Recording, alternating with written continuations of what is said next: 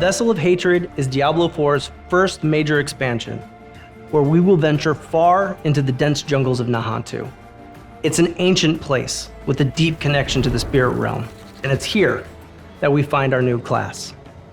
The Spiritborn is an apex predator of the jungle, whose fighting style is swift, hard-hitting, and extremely agile. They are warriors with the ability to call massive spirit guardians directly into battle.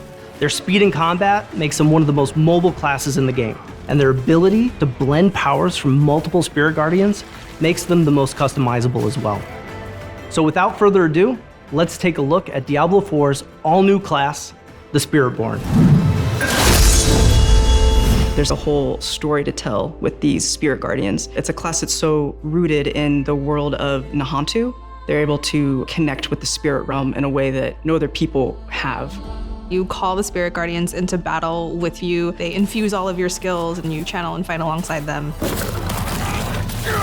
I remember early in development, the class team coming to me so excited about this piece of concept art. It was a hero holding this quarterstaff high into the sky, and this massive spirit creature was rising up behind him. And that's where the Spiritborn began.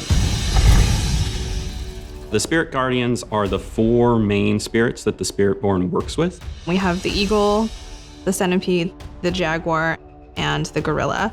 The eagle is mostly based around precision and impact and movement throughout the battlefield.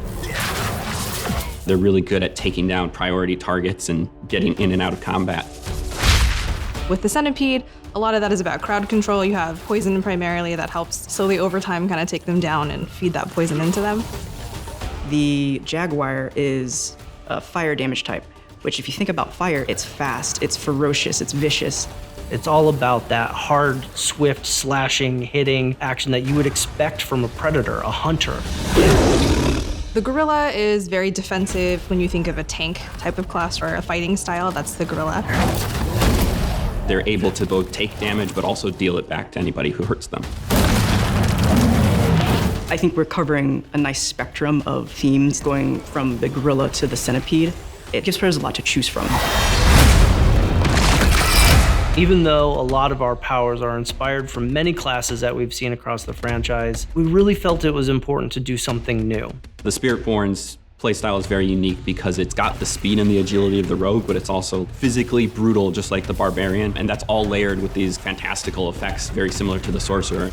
Combat feel is really important. It feels very different than any of the other classes, while still feeling very visceral and impactful. You can assign skills for any of the spirit guardians to your skill bar, like maybe something from Jaguar that you want to hit quick and you want to hit hard, but you also want to have an option to defend yourself and maybe take a step back, so then you would choose something from the gorilla skill kit instead. The Spiritborn's class mechanic is called the Spirit Hall. Players can choose from the 4 spirits to empower their skills with a passive ability that allows them to further customize their builds with devastating effects based on each spirit's core themes. There's a playstyle to fit anyone.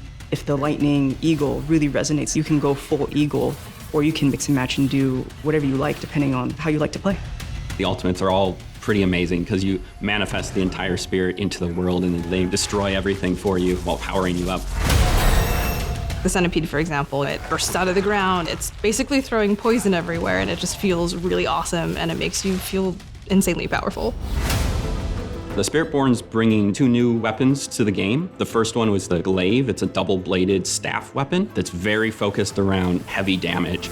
We chose the glaive because it lends itself well to the martial arts fighting style that the Spiritborn has. The second new weapon that the Spiritborn is bringing is the quarterstaff. It's a very fast and very agile weapon. They're often punching or kicking their enemies, but if they want to extend themselves into battle, the glaive and the quarterstaff really allow them to do that.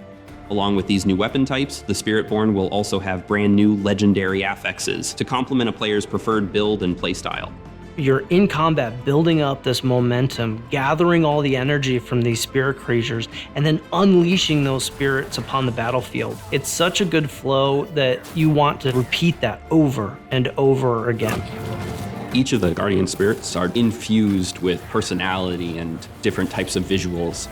That ability to make your own version of a Spiritborn is a highlight that players will really enjoy.